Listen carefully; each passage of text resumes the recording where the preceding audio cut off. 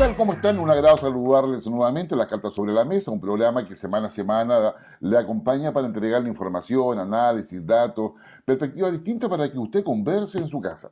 Recuerde que la democracia se construye dialogando y la idea es que se dialogue con argumentos y que donde haya distintos puntos de vista nos respetemos unos a otros, porque es así como se construye un país, es así como esperamos que nuestro país esté de aquí en adelante. Este es un programa de Infogate.cl que usted lo puede encontrar, que se transmite por la señal de Cable Mundo de Valparaíso a Yanquihue y en regiones a través de Telecauquén, en Ñublevisión y también a nuestros auditores de Radio Nunguén en Concepción.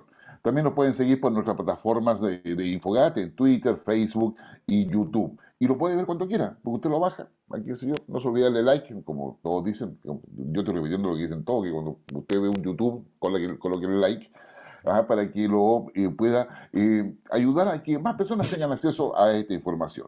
En el día de hoy saludamos a nuestros panelistas estables, como ya tenemos una invitada muy relevante que se vamos a presentar luego. Doña Bernarda, ¿cómo está usted? Gusto en saludarla nuevamente. Buen día, Guillermo y Alexis y nuestra invitada Ani Troncoso hoy día. Muy bien, una semana que ha estado llena de cosas. Vamos a ver cuánto podemos abordar en el día de hoy, de esta semana que viene, bien movida parece también. Así es, don Alexis que está en una zona del viento, digamos, yo no voy a decir que Playa Ancha, pero claramente digamos, hay otra zona del país que está con el viento, el cambio climático afectándolo directamente. Alexis, ¿cómo está? Un agrado saludarte. Hola Guillermo, muy buenos días Bernardo y bienvenida a Ani Troncoso. Y nuestra invitada aquí es Ani Troncoso, aunque como ella es la jefa técnica de educación en la Municipalidad de la Florida, acá en Chile, una de las municipalidades más populosas de la región metropolitana, que algunos incluso le llaman la República, la Florida. ¿Están así, Ani? Muy bienvenida a las cartas sobre la mesa. Muchas gracias, me siento bienvenida y obviamente un agrado poder aportar a las distintas comunidades y siempre tratando de hacer un aporte pensando en los estudiantes de nuestra comuna. Ya, Ani, una consulta. ¿Cuántos habitantes tiene la Florida y cuántos estudiantes hay? Partamos por ahí. Mira, La Florida es una comuna, como tú decías, muy grande, muy amplia. Si bien no es la más amplia a nivel de cantidad de habitantes, es una de las que tiene mayores hogares dentro de la comuna. Tenemos alrededor de 103.000 habitantes en nuestra comuna, a partir de los datos que manejo, y una cantidad a partir de estudiantes matriculados en los colegios municipales de alrededor de 11.500. Nosotros somos 26 establecimientos municipales, pero a nivel de Ministerio de Educación son 126. Sin embargo, como comuna, como oportunidad, claramente abordamos una gran cantidad de habitantes de la comuna a partir de nuestra oferta educativa. ¿Ya? Mira, una comuna que no es menor. ¿Cómo ha sido la experiencia educacional ahora en pandemia? Ahí le dejo la palabra a Bernarda y Alexis. ¿Cómo ha sido, digamos, esa experiencia? ¿Qué lecciones han aprendido, digamos, en términos concretos? Ujú. Bueno, primero que todo, que nosotros como profesores también aprendemos. ¿Ya? Aprendemos. Como tú decías, yo soy Annie Troncoso, soy profesora ante todo, y claramente hoy día mi labor es poder facilitar los procesos de aprendizaje de nuestros estudiantes en los 26 establecimientos que dependen de nuestra comuna. Un desafío, porque hemos tenido como profesores que sacar lo mejor de nosotros en poder de brindar oportunidades de aprendizaje a los estudiantes. Ha sido difícil, ha sido, como te decía anteriormente, desafiante, pero siempre mirando el contexto educativo como una oportunidad que brinda poder favorecer las condiciones de vida a los sectores más vulnerables en nuestras comunidades. Nosotros, bueno, como mencionaba recientemente, somos 26 establecimientos. Sin embargo, hoy, a pesar de ser profesora, me toca tener que facilitar los procesos en estas 26 escuelas. 26 escuelas que contamos con alrededor de 1.000 docentes, de 1.200 asistentes de la educación, donde a partir del rol y del perfil de cada uno de ellos hemos tenido que ir creando, fortaleciendo, instalando prácticas que favorezcan los aprendizajes de nuestros estudiantes en pos de brindar un servicio educativo de calidad. Sí, no, no queda ninguna duda. No sé si Bernarda, Alexis, quieren hacer alguna consulta. Sí, yo quisiera, Ani, un poco que tú nos contaras, sin duda, como tú bien dices, ha sido un desafío, no solo para para los colegios, dos veces, ¿no? Enfrentar esto de la pandemia. Pero a mi pregunta va como un poquito hacia los papás, a las personas que nos escuchan en el marco, digamos, de un proceso de aprendizaje. ¿Cuáles son las habilidades? Porque tú dijiste, los profesores también aprendemos, yo no tengo duda de eso. Seguramente desplegaron nuevas habilidades. Hoy día, la comuna de la Florida, los colegios que son dependientes del municipio, todos tienen conexión, llegan a todos esos niños, a los 11.500 niños que atienden. ¿Cuáles son las dificultades que están teniendo? ¿Cómo las han abordado? Y eso por una parte. Y lo segundo es como, ¿cuáles son esas habilidades que se ha tenido que desplegar en el marco de los aprendizajes de los niños y niñas de esa comuna? A ver si nos cuentas un poquito dónde han estado. Yo creo que ha sido un tremendo labor. Yo soy una hincha de los profesores en el marco de que claramente ha sido un desafío cotidiano, porque están esos profesores desde sus casas, también atendiendo a lo suyo y además trabajando desde sus casas. Y el teletrabajo tiene una serie de vicisitudes que seguramente tendremos que aprender a mirar también. Eso, Ali, a ver, cuéntanos. Sí, bueno, lo quiero dividir como en tres focos, en tres focos. Primero que todo, te hablaba del desafío que implica ser profesor en el contexto de pandemia, pero también ese desafío es para los padres y apoderados, incluso para el estudiante, donde los padres y apoderados, a partir del vínculo que tenemos con ellos, han tenido que dejar de lado un poquito sus labores diarias para poder apoyar el desarrollo integral de estos niños, de niños que muchas veces nosotros contamos con diagnósticos de estudiantes que cuentan con necesidades educativas especiales, donde los papás han tenido que favorecer desde su hogar esas condiciones de aprendizaje en pos de lograr los objetivos de aprendizaje que el Ministerio de Educación hoy día nos exige. Insisto, tratando de ser súper, ¿cómo le podemos decir? Súper, estar al lado de los papás, nuestros directores, y siempre los hemos llamado a hacer escuelas abiertas en pos de poder vincularnos y atender las necesidades de cada una de las familias de los distintos establecimientos. Nosotros estamos convencidos que como escuela tenemos una gran responsabilidad, porque son los padres y apoderados quienes eligen la escuela en pos de lograr un proyecto de vida con sus hijos. Entonces, para aquello, nuestros directores, nuestros equipos de contención han tenido un trabajo inmenso, porque hemos vivido de todo, desde ir al hogar, contener, desde enfrentar situaciones sanitarias con los padres y apoderados, en tener que enfrentar condiciones de abuso que se van dando y que de repente cuesta un poco tener el control cuando tú no estás en un contacto directo con el estudiante. Porque esto, como tú bien nos decías, nos ha tocado el tener que implementar nuevas estrategias que van de la mano hoy día, sí o sí, con el uso de los recursos tecnológicos. Tú hacías mención, desde el año pasado, bueno, esto ya llevamos 2 años, desde el año pasado la Corporación Municipal se desafió en llegar a todos los estudiantes. El año pasado decíamos, tenemos tres modalidades. Una que es sincrónica. ¿Qué quiere decir? Que los estudiantes van a desarrollar sus procesos vía online.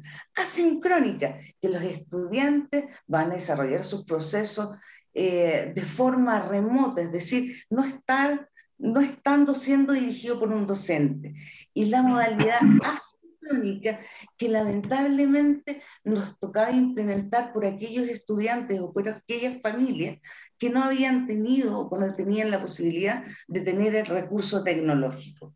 Hoy en día, de verdad, y con mucha alegría, como floridana, te puedo decir que a partir de la gestión de nuestro alcalde y de nuestra corporación municipal, tenemos un 1,9, ayer veía los datos, 1,9 de los estudiantes que hoy día no se conectan, de estudiantes que estamos aún con esa modalidad asistida. Y no se conectan, ¿por qué? Porque muchos de ellos son estudiantes de la educación vespertina, donde no han tenido la opción de trabajar online a partir de los tiempos en pos de favorecer sus trayectorias educativas. Recursos tecnológicos, hemos de todo, de verdad que hemos dispuesto 7.000 bandas anchas que favorecen no solo al estudiante, sino también a su contexto.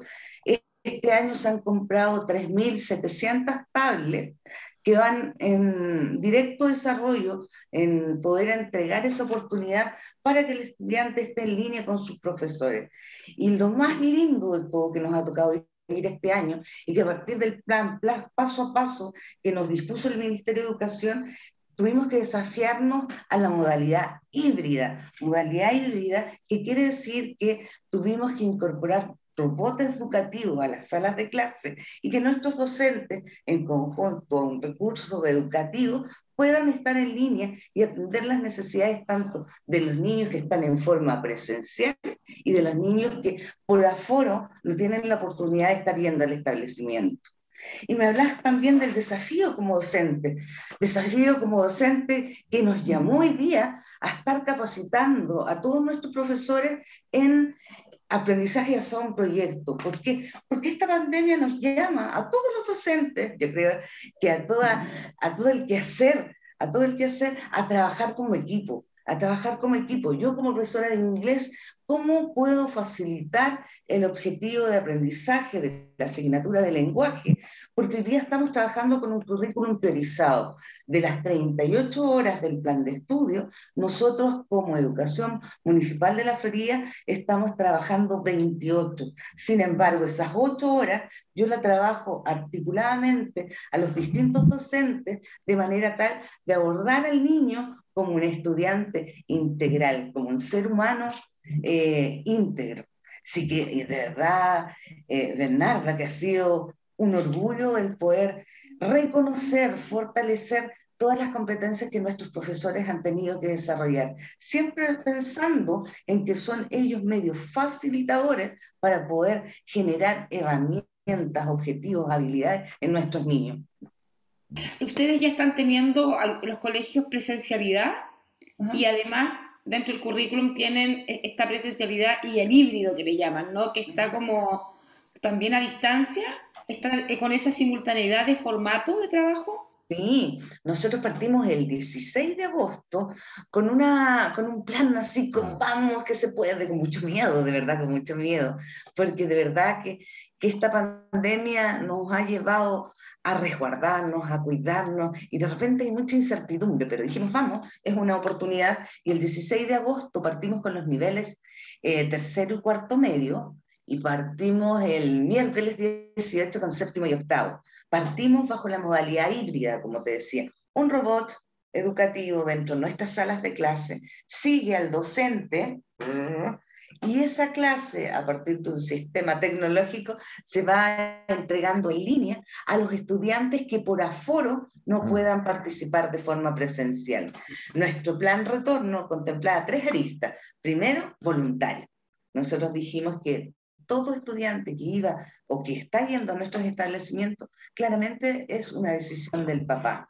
Segundo, flexible. ¿Por qué flexible? Porque nos íbamos a ir encontrando con situaciones que teníamos que ir solucionando en el camino y claramente gradual, porque íbamos a partir con estos niveles de término. Sin embargo, hoy día te puedo asegurar que todos los colegios municipales están trabajando ya más del 50% de los niveles de enseñanza de esta forma, híbrida. No me gusta la palabra híbrida, híbrida.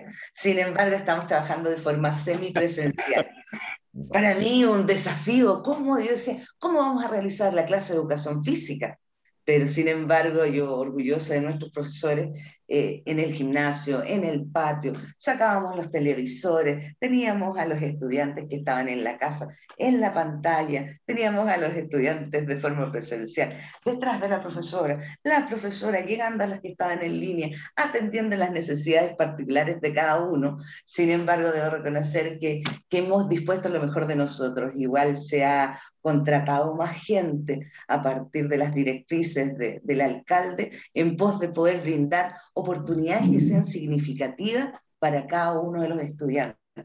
Tú me hacías mención, 11.500 estudiantes, 11.500 estudiantes, y que cada uno de ellos es distinto. Y tenemos que pensar en cada uno de ellos, en sus necesidades. Sí que, insisto, ¿cómo puedo calificar este periodo? desafiante pero orgulloso de nuestro sistema. Muy bien. Sí, Alexis. Ani, sí, Ajá. yo gozo al ver la alegría y cómo lo cuenta Ani. Es un tema que la mantiene muy viva en tiempos que han sido muy convulsionados, muy complejos para todos. Pero hay dos cosas que a mí me llaman la atención y yo le quería consultar a Ani. Primero, en el tema yo quiero entender que hay una suerte de confianza con las familias, con los chiquillos, se ha ido desarrollando un vínculo en donde ustedes también, me imagino, han tenido que ir demostrando y entregando seguridad y ciertas certezas, por ejemplo, en el aula. ¿Cómo han hecho el tema de el cuidado sanitario, por ejemplo, por un lado? Y adicionalmente, eh, ¿cómo los ha golpeado? Porque recordemos que uno de los temas a nivel país que más repercute en lo local, en los municipios, es que hay muchas municipalidades, en muchas comunas, que han tenido que ir cerrando escuelas, cerrando colegios por baja matrícula. Entonces, hay dos preguntas. ¿Cómo ven el tema sanitario? Y si esta situación a ustedes los ha golpeado y han tenido que o han visto merma en las matrículas de los colegios, Ani. Sí, bueno, cuando empezamos a proyectar nuestro plan de retorno, claramente un pilar fundamental era tener las condiciones necesarias, las condiciones sanitarias necesarias para atender a nuestras comunidades, porque al ser un proceso voluntario requiere el fortalecer y trabajar las confianzas. Yo siempre decía en ese momento, bueno, y siempre lo digo también, yo soy mamá. Y qué difícil es tomar la decisión de mandar al hijo bajo un contexto de incertidumbre. Sin Exacto. embargo, trabajamos con los equipos psicosociales de las escuelas, los equipos que trabajan todo el ámbito de gestión de la convivencia escolar en pos de poder fortalecer ese lazo.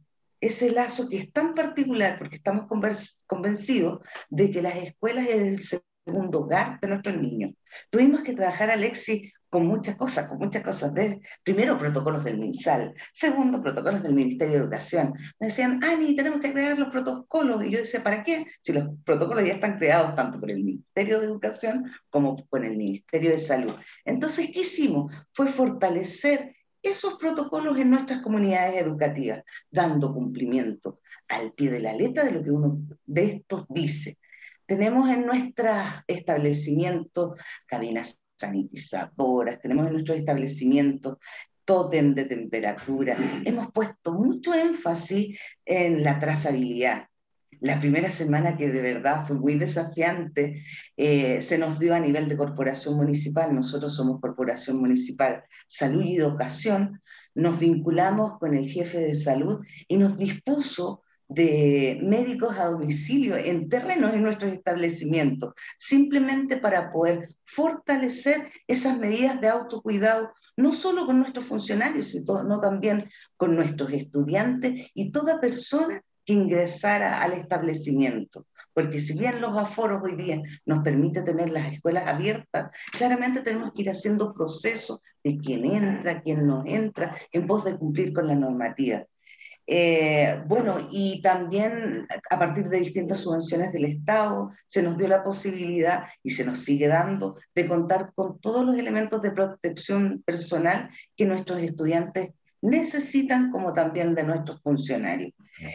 Creo que, y rescato lo que tú decías, Alexis, yo creo que nuestros colegios, nuestros estudiantes, nuestros apoderados apuestan a las confianzas cuando llegan a cada una de las escuelas.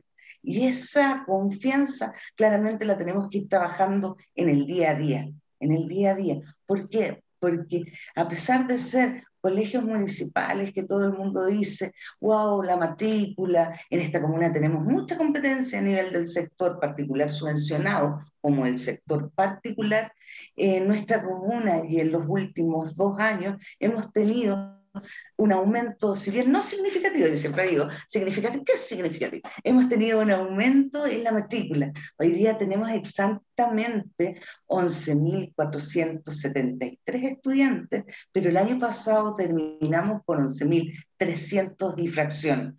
Son ciento y tantos estudiantes que este año tenemos como número un delta con respecto al año anterior que nosotros presagiamos que podría haber habido una baja. Sin embargo, yo creo que No, las no los comunidades golpeó entonces en ese sentido la pandemia, no no, hubo baja de matrícula. no, a pesar de lo que proyectábamos, porque hemos proyectado bajo la incertidumbre, a pesar de que hubo un sistema nuevo de admisión escolar que lo dispone el Ministerio de Educación, hemos podido mantener a comunidades que puedan fortalecer su matrícula a partir de innovación, de proyectos educativos innovadores que satisfagan la necesidad de las comunidades. No, yo creo que la pandemia nos ha dejado muchas enseñanzas. ¿Cómo ha estado la capacitación de los profesores? Porque finalmente tú no hablas clases híbridas, pero para muchos profesores también fue todo un desafío, conectarse a internet, usar Zoom, tener que trabajar de la casa. Normalmente el docente está tranquilo en su aula, porque ahí está su zona de confort y ahí domina y controla todas las cosas, pero estando en la casa es distinto, o sea, es diferente. ¿Cómo fue el proceso de los profesores, básicamente, y qué lección aprendieron de ahí? Sí, bueno, este año, como mencionaba anteriormente, el foco ha sido poder entregar herramientas a nuestros profesores que les permitan trabajar como equipo con los distintos profesores de asignatura.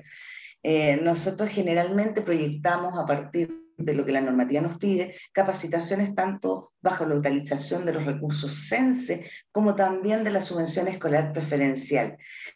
El año pasado trabajamos en priorización curricular. Decíamos, wow, ¿qué es priorización? ¿Qué vamos a dejar de lado? ¿Qué asignatura? ¿Qué hora? Sin embargo, este año, a partir de los lineamientos que tenemos del secretario general, en conjunto con el alcalde, trabajamos lo que es el aprendizaje basado en proyectos.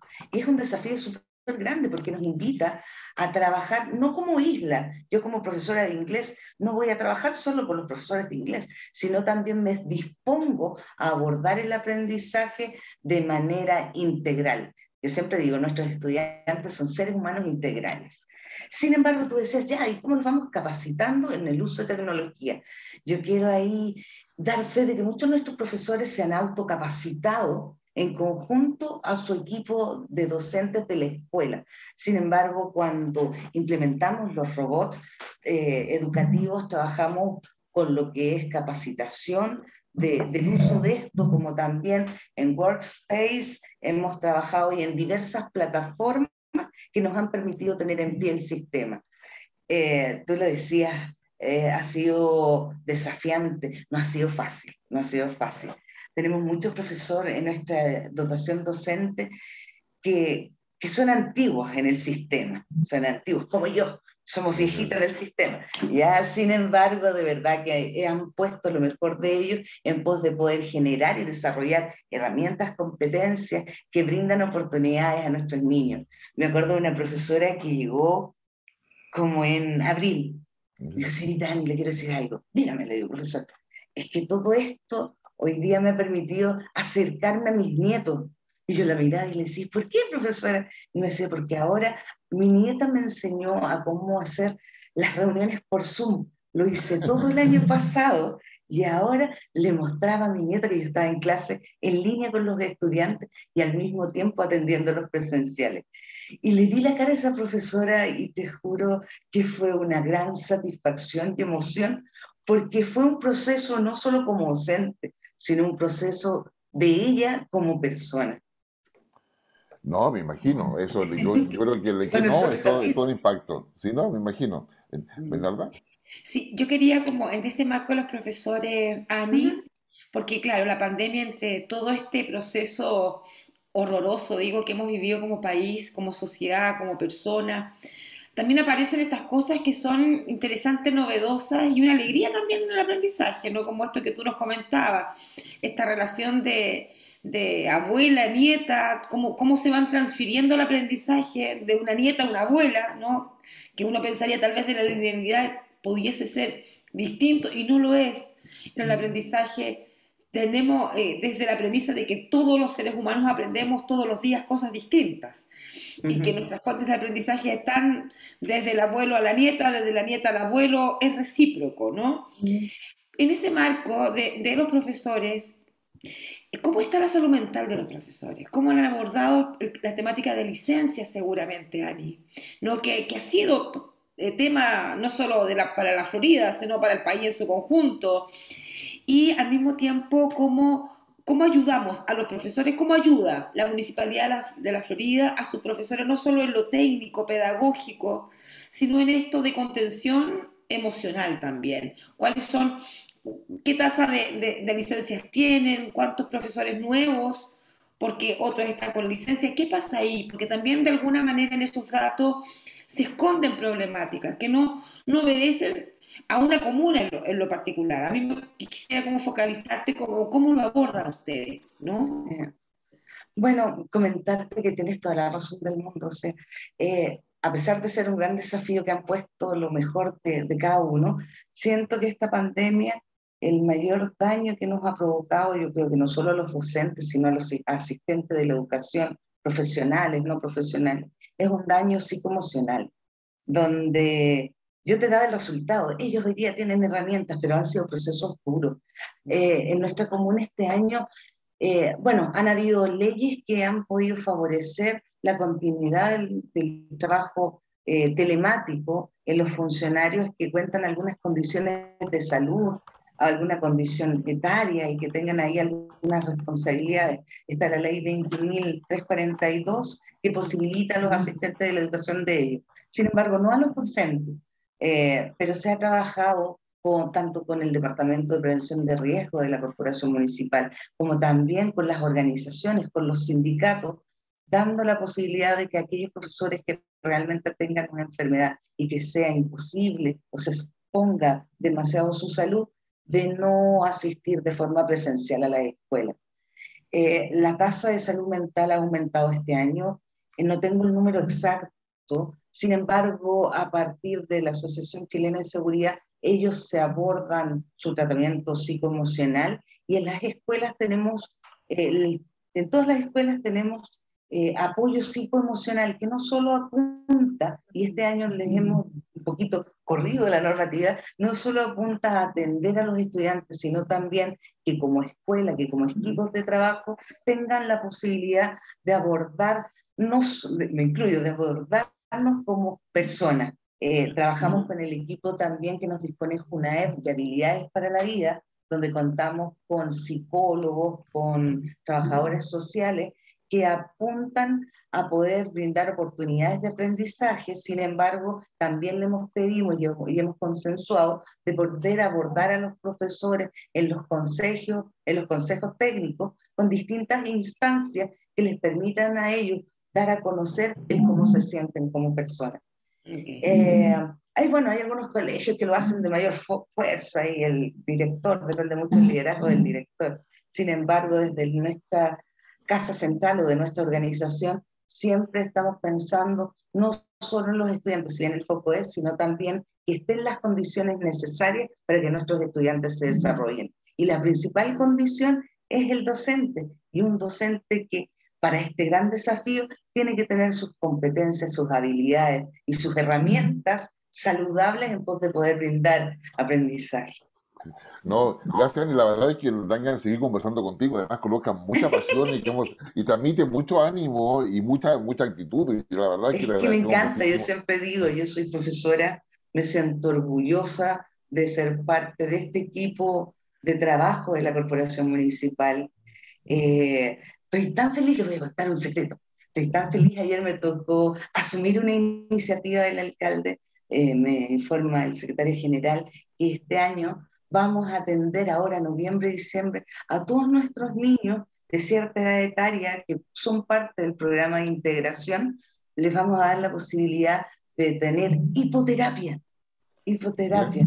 Van a ser 160 estudiantes de los sectores más alejados o con menos oportunidades de nuestra comuna, que van a poder ir los niños que tienen condiciones como autismo, que tienen como condiciones físicas, los vamos a llevar a este campo en pos de que ellos se puedan desarrollar Lindo. íntegramente con esta terapia de los caballos. Y ahora tengo reunión con ellos, así que estaba preparándome en pos de poder sacar lo mejor de ellos y que nuestros estudiantes sean unos niños felices y podamos brindarles oportunidades. Yo creo que ese ha sido el legado que siempre el alcalde nos pide, no es brindar oportunidades de aprendizaje pensando que nuestros estudiantes tienen que ser niños felices. Ok. Ani, créeme que seguiríamos Felicitaciones. conversando, el tiempo ya no ha Sí. pasado. Y sí, efectivamente, y una cosa que en política también se empieza a buscar es la felicidad. Ujú, Y ya existe el ranking de felicidad a nivel mundial. Y la felicidad es un tema para todos. ujú. Claro, uno empieza por los niños, pero finalmente la idea de la felicidad, la armonía en realidad social, en todo sentido, son relevantes. Digamos, Ani Troncoso Arellano, jefe técnica de la Corporación digamos, Municipal de Educación de la Florida, de la Municipalidad de la Florida, con una comuna con más de 100.000 habitantes, 11.376 alumnos, si mal no recuerdo la cifra, que están ahí presentes en todo ello. Así que muchas gracias, Ani, por participar con nosotros y por compartir toda tu experiencia y todo lo que ha significado esta educación en pandemia y en términos híbridos y con todos los desafíos para los profesores y para los alumnos. Así que muchas gracias.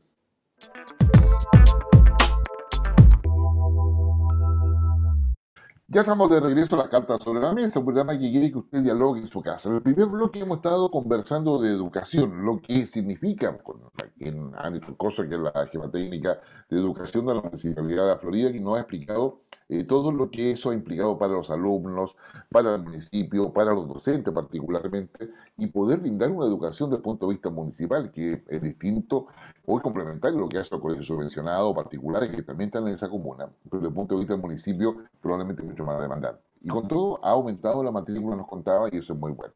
Pero nosotros estamos en Chile, un Chile que está en un proceso complejo, un proceso donde pareciera ser que de repente la polarización se instala, pero después uno toma un poco de distancia y la polarización solamente compromete a grupos pequeños que están en esa dinámica, ya sea la ultraizquierda o la ultraderecha, pero que no se vive dentro de la sociedad. Y una primera conclusión que uno saca a raíz de lo sucedido en este hito, que es el 18 de octubre, que algunos celebran, otros lamentan, algunos dicen aniversario, otros dicen conmemoración, ya dejémoslo en hito, que claramente marcó un antes y un después en nuestro desarrollo institucional.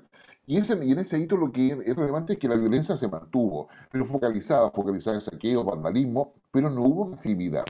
O sea, no fueron cientos de miles los chilenos que salieron a hablar y a pedir cosas, sino que la violencia quedó aislada. Y probablemente yo creo que esa es una primera conclusión, ya lo vamos a conversar con Bernarda, y una primera conclusión. Digamos, hay elementos de violencia. Lo último que sucede es lo que pasa en el puerto de Valparaíso, con pescadores que intentan, digamos, lo voy a decir, discúlpenme, los que saben de estas cosas me van a retar, pero intentaron desamarrar un buque. Era cosa que significa sacar las espías, que sé yo, en fin, todo tiene un nombre técnico ahí, por si acaso. Pero el tema de los pescadores tiene que ver además con promesas incumplidas, porque ellos fueron sacados de su caleta digamos, a raíz de la ampliación del puerto de Valparaíso. Entonces, y ahí hay una serie de temas que están dejando en evidencia que hay demandas todavía insatisfechas. Una convención constituyente que empieza a redactar la carta, que ya se definen las comisiones, todo eso. Tenemos además un proceso de campaña presidencial, como todos sabemos, con las parlamentarias que están hasta el día de hoy invisibilizadas. Sí, porque se eligen en la Cámara todos los diputados, se elige senadores en todas las regiones pares y además los consejeros regionales. ¿Ya? Y lo único que hemos visto ha sido a los presidenciables. Por lo tanto, hay temas. No sé si estoy completo, Bernarda, con todo esa suerte de fotografía que he descrito ahora.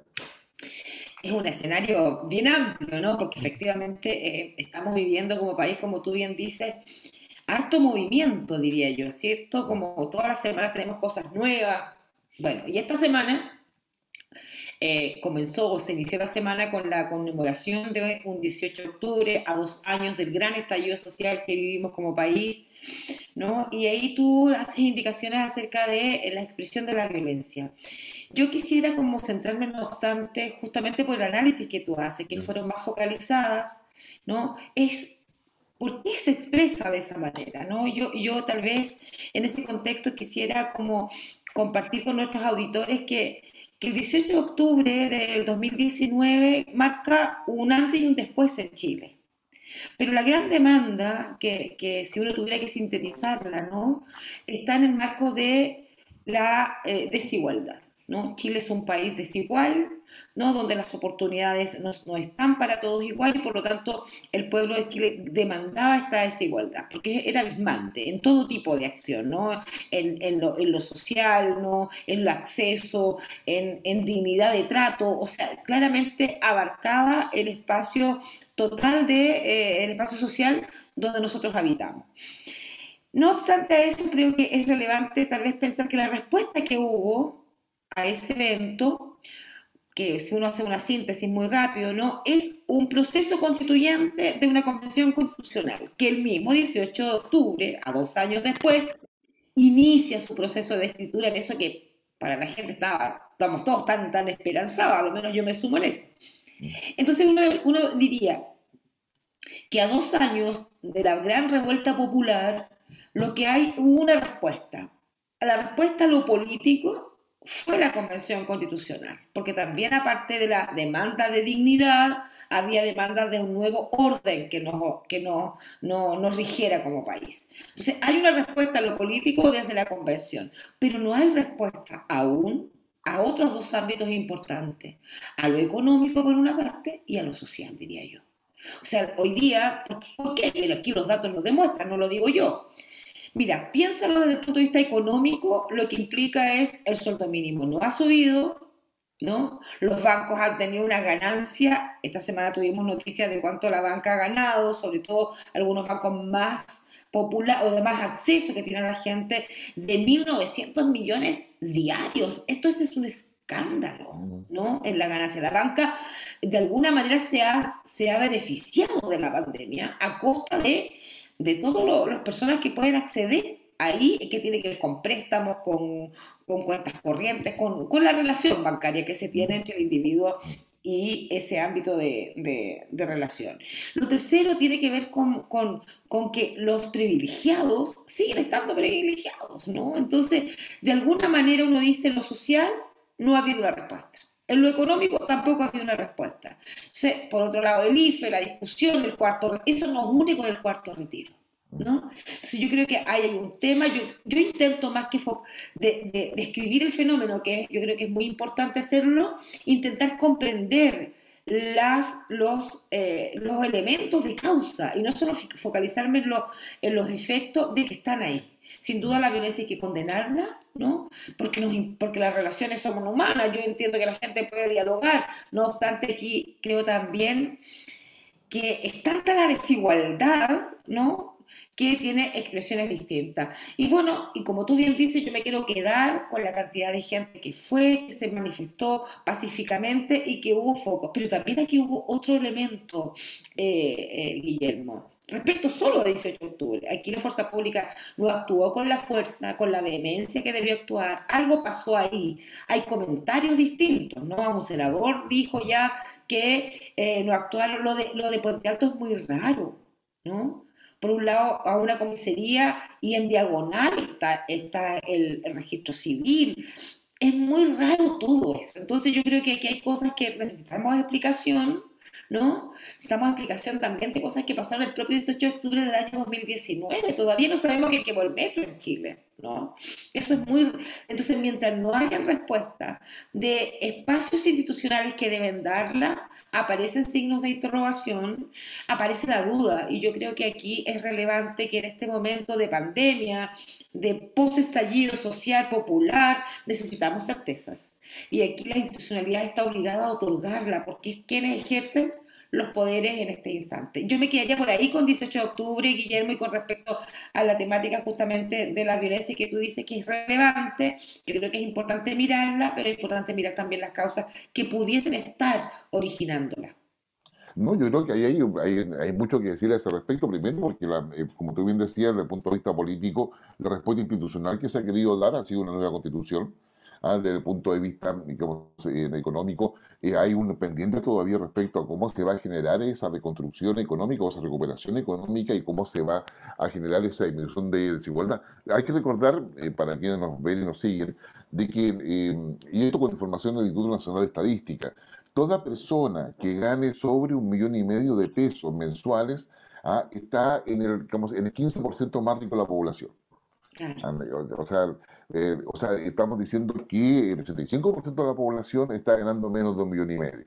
Y de hecho, el 43% de la población gana menos de 500.000 pesos mensuales.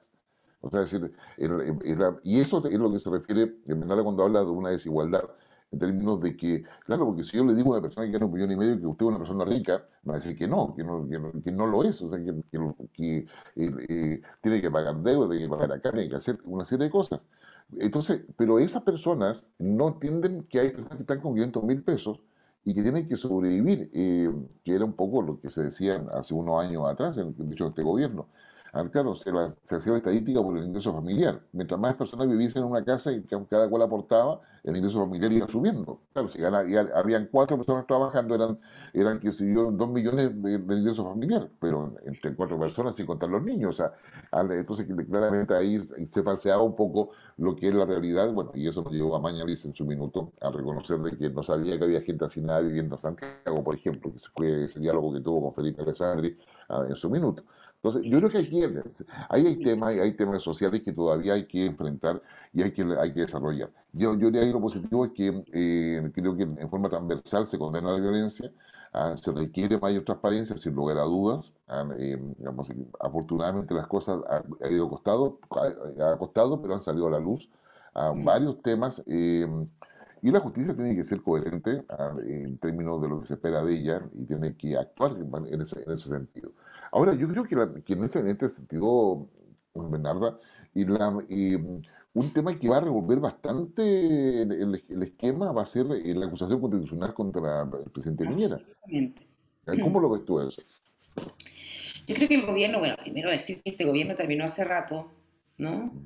Y que claramente hoy día el resto de tiempo que le queda va a estar en el plano más bien de la acción evaluativa, diría yo. En este caso, el Congreso evaluando un accionar complejo de parte de una conducta compleja de parte del presidente. Eso tiene que ver con la acusación constitucional. Yo creo que el gobierno está muy complicado. Es muy grave, además, ¿no? Esto sería así: la acusación constitucional se produce, que yo creo que están los votos, además, sobre todo en la Cámara de Diputados. Y ojo con lo que se puede producir, ¿no? Porque en el fondo aquí, si no estuvieran los votos en el Senado, que es algo que hoy día no hay precisión, pero ¿cómo se pueden sumar? Porque en realidad nadie pierde nada, ¿no? Supuestamente debiera votarse la primera semana de noviembre, o sea, estamos aquí a 10 días de la elección presidencial, ¿no? Y por lo tanto, entonces, en este contexto, no hay ninguna pérdida por parte de estos senadores de la coalición de gobierno. Yo creo que es complejo porque sería la primera vez que tendríamos un presidente acusado constitucionalmente, pero además acusado constitucionalmente porque se privilegió a sí mismo ante no, el país, ante sus ciudadanos, ante por los cuales fue electo. Y eso tiene que ver cómo entonces, y se privilegió a sí mismo en temáticas de negocio, o sea, aprovechó el lugar de presidente, ¿no? Para tener sus propios negocios. Y eso sin duda, yo creo que Chile no lo merece, ¿no? Nuestro país no merece tener una relación, un presidente que especule, que sea un especulador económico. Yo creo que Chile se merece un presidente que piense en su país, ¿no? Que piense de Arica a Punta Arenas, la diversidad de chilenos que somos distintos, de las necesidades. Mira, tú hablabas recientemente en el marco de esta desigualdad, ¿no? O sea, subió la canasta, uno va a la feria y claramente con la plata que compraba ayer, la verdura para ciertos días de la semana ya no te alcanza, ¿no? Hay ciertos alimentos de la canasta que no estás comprando. La manzana subió considerablemente, por decir datos concretos. Entonces, algo hay allí. Yo creo que es relevante estar atento a esto de la acusación. Por lo tanto, la comisión esta semana ha estado escuchando, el fiscal fue citado, no fue, el ministro, no, el fiscal también, el fiscal Guerra también no fue presencialmente, mandaron sus descargos. Eh, esta semana, terminan, entiendo, con esta semana con la escucha de diferentes organizaciones medioambientales y yo creo que es importante estar atento con eso. Yo diría que es preocupante y que el gobierno está muy, muy complicado con este evento. Sí, no, definitivamente. Digamos que respecto a la inflación, que es el que finalmente afecta e impacta los precios de todos los bienes que consumimos a diario, en definitiva también acá es necesario quizás puntualizar o por lo menos explicar de que hay un tema de desabastecimiento a nivel mundial. O sea, más allá del tema agroindustrial o agrícola, que tiene que ver con la sequía en el caso de Chile, tiene que ver con, con la falta de demanda, oferta. Recordemos que hay muchas cosechas que se van a perder a raíz de las lluvias, granizo en muchas zonas. Es decir, el cambio climático, por decirlo de alguna forma, tiene un efecto que se está sintiendo ahora en esta época donde no tenemos la fruta disponible, la verdura disponible, que antes teníamos, justamente por lo que ha pasado antes.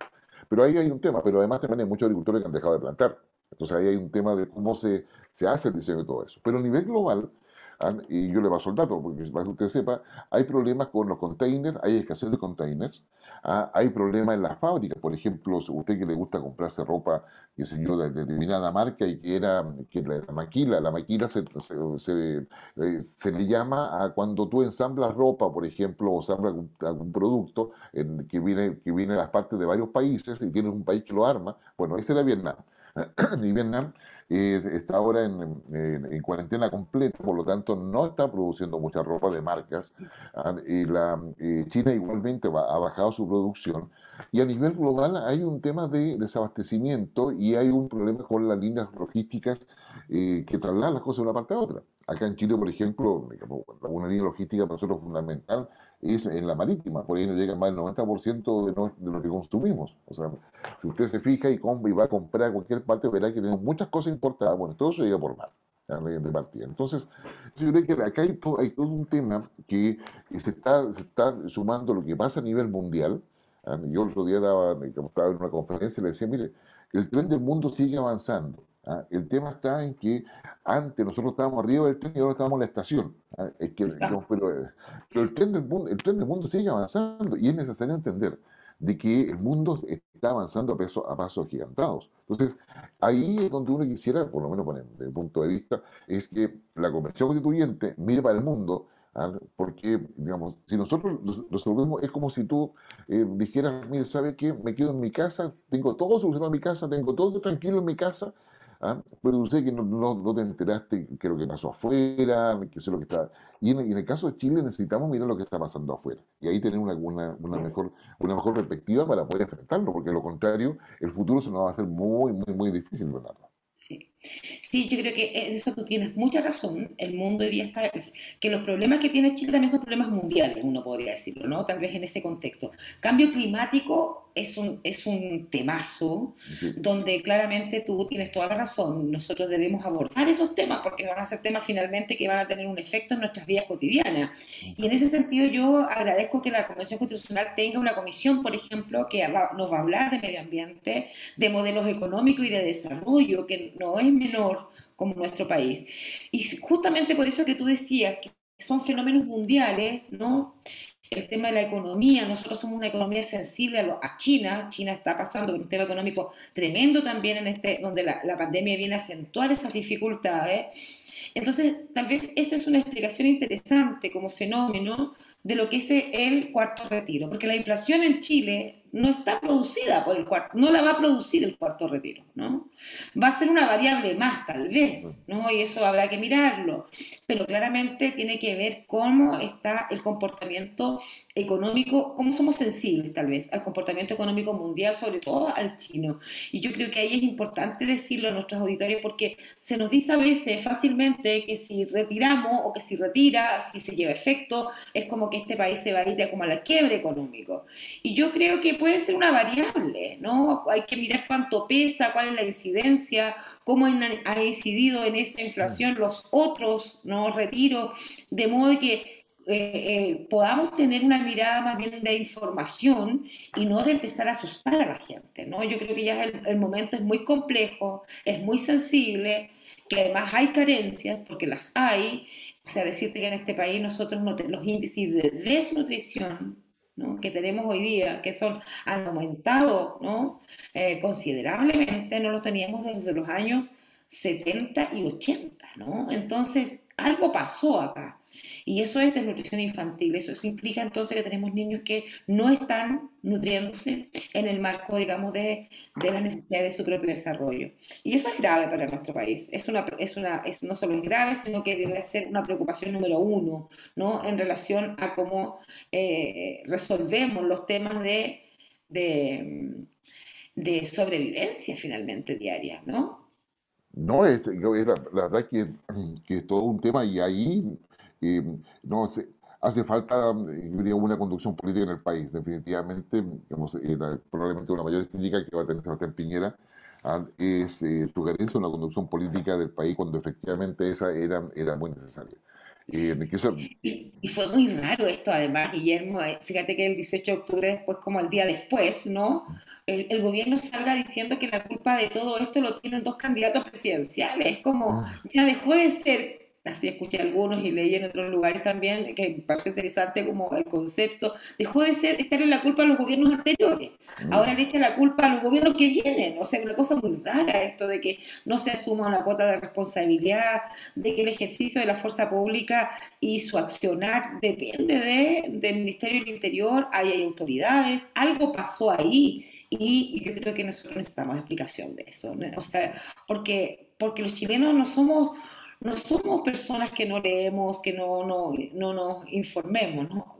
Uno podría cuestionar el lugar donde te informas, pero aquí hay algo que necesitamos como despejar, ¿no? Porque la duda no podemos instalarnos en la duda. Y en ese contexto yo comparto contigo un gobierno que no ejerce la gobernanza, sí. ¿no? Sí, no, yo creo que ese es un tema y cuesta argumentar eso en términos porque claro, porque finalmente cuando tú no tienes la capacidad de construcción, se pierde la confianza, se pierde la credibilidad y eso genera yo diría, un desafío a la institucionalidad, que si no hay conducción, claro, queda flotando sin la necesaria voluntad y las capacidades para poder ejercer adecuadamente los roles que le corresponden dentro del Estado. Entonces creo que ahí hay todo, hay todo un tema que no resulta ser menor. Otro tema que ha estado acá es en cómo has visto tú las candidaturas presidenciales, porque finalmente yo recuerdo que son 7 candidatos. Tenemos 4 que son los más conocidos, que está, qué sé yo, está Boris, está Sichel, está Yanna Proboste, la única mujer dentro de los candidatos. Está Artés, Parisi está Parisi, está Cast, ¿no es cierto? y Meo. Y claro, y medio Marco Enrique Minari. ¿Cómo ves este programa? ¿Cuál es tu percepción respecto a este abanico de candidatos que tenemos, que en todo caso son mucho menos de los 17 que hubo en Perú y Sí, mucho claro. menos de los 19 que hubo en Ecuador? Exactamente. Mira, yo creo que esta semana ha sido bien interesante en ese plano, porque primero iniciamos la semana con dos encuestas, Mm, ¿no? Pero claramente, primero decir que las encuestas hoy día tienen harto que desear, en el fondo, ¿no? mm, Claramente las encuestas hoy día no le han achuntado a ni una, a lo menos en Chile. Yo recuerdo algunas encuestas que nos decían que si nos vamos al proceso constituyente, cuando se estaban eligiendo los constituyentes, que el rechazo versus el apruebo primero, que el rechazo, no sé, estaba ganando o estaba empatando, que crecía como espuma. Esos eran los titulares, eh, ¿no? Los resultados fueron después 80-20, o sea, fue muy, muy distinto a lo que se nos anunciaba. Y así con ese ejemplo, también tenemos ejemplo en el mundo. Y es muy natural, porque las encuestas se hacen por teléfono, no tienes ninguna, y por situación de pandemia no lo estás haciendo frente a frente, que es como se hacen en general las encuestas de este tipo. Y hay una encuesta que de verdad me parece insolente, ¿no? Me parece que es insolente y me parece además que es una falta al sentido común, fíjate. ujú. O sea, decir el lunes una de las encuestadoras que va ganando Kass sobre el otro puntero que es Boris, a mí me parece que de verdad es una fantasía. Pero y eso es peligroso, ¿por qué? Porque crea realidades que no son, ¿no? Uno sale a la calle y eso es otra la realidad que uno vive, ¿no? O sea, efectivamente acá lo hablamos nosotros en el programa pasado, le fue bien en el último debate, él es muy hábil comunicacionalmente, ¿no?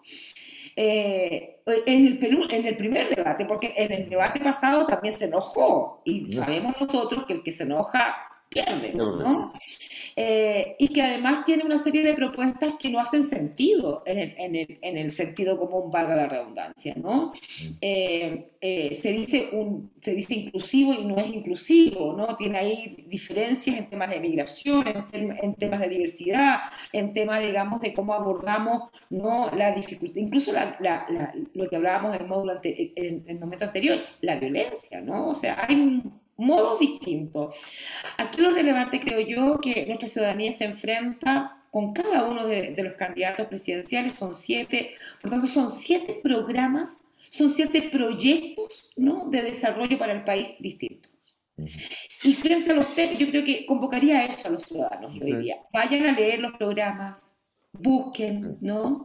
¿Qué respuesta tendría ese candidato o candidata respecto de un tema que a mí, en lo personal, me puede preocupar? Yo creo que ahí hay un tema, porque no es que los candidatos, como decíamos también en el programa pasado, como decía, parafraseando a Angela Merkel, ¿no? O sea, los candidatos no es que no sepan cómo enfrentar los problemas, están para eso, conocen este país, saben dónde están los problemas. Bueno, frente a eso, preguntarles entonces, ¿qué solución me ofrecen respecto de algunos temas? Y allí entonces yo podré ir construirme una opinión y no justamente construir esta opinión fantasiosa que hace una encuestadora, que a mí me parece que es peligroso, ¿no? Porque los chilenos no somos tontos. Los chilenos somos pensantes, nos informamos más de lo que algunos creen, y por lo tanto en ese contexto me parece que es como un insulto al sentido común, ¿no? Sí, no, definitivamente. Oye, veamos, bueno, veamos cómo sigue este fin de semana, cómo viene la próxima encuesta el próximo lunes. Hay candidatos preocupados, como el caso de Sichel, que tiene que remontar dentro de toda esta panorámica.